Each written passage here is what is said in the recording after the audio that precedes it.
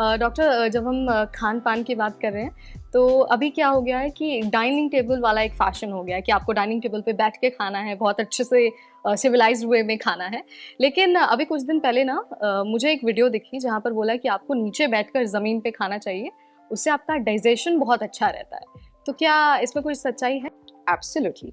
जब हम चेयर पे बैठते हैं बहुत आराम से ऐसे लीन बैक करके बैठते हैं, तो हमारे जो पेट के मसल्स भी लूज हो जाते हैं। जब हम नीचे बैठ के खाना खाते हैं उसको वो कहते हैं हम सुखासन। सुखासन यानी सुख मिलता है उससे, उस आसन से। जब आप सुखासन पे बैठते हो तो आप ज्यादा खा ही नहीं सकते क्योंकि नीचे थोड़ा प्रेशर पड़ रहा है। ओके, तो आपका पेट जो है 80% ही खाना ले पाएगा।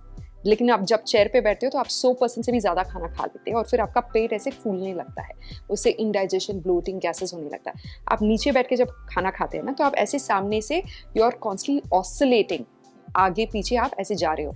उसकी वजह से भी डाइजेशन इंप्रूव होता है। जब आप नीचे बैठते हो तो यहाँ पे ब्लड सर्कुलेशन कम होता है, सारा खून जो है पेट की तरफ आता है ताकि आपका डाइजेशन स्ट्रांग हो।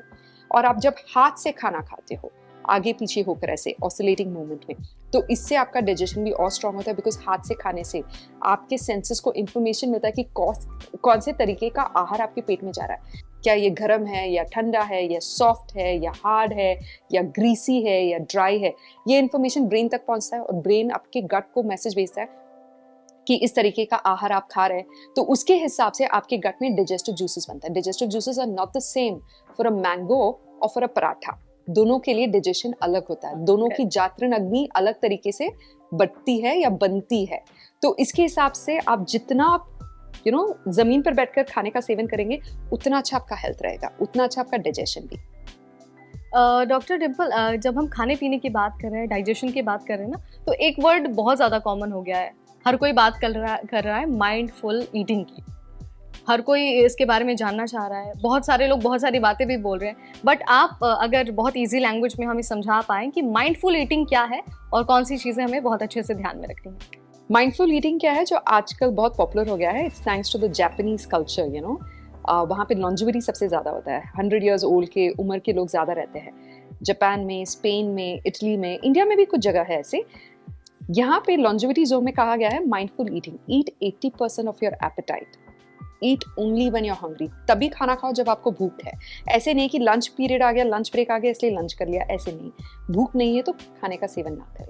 और 80% ऑफ योर एपेटाइट यानी 20% आपने जगह खुला छोड़ा है डाइजेस्टिव जूसेस के लिए और एयर के लिए, ताकि वो खाना गोल गोल घूमे और पचान की शक्ति बढ़े और उससे एनर्जी आए, है ना। लेकिन अगर आपने पूरा खाना खाया 100%, मिक्सी पूरा भर लिया तो मिक्सी नहीं चलेगा, ब्लेंडर नहीं चलेगा, उसी तरह आपका पेट भी पत्थर की तरह हार्ड हो जाएगा, वो खाने को पचा नहीं पाएगा।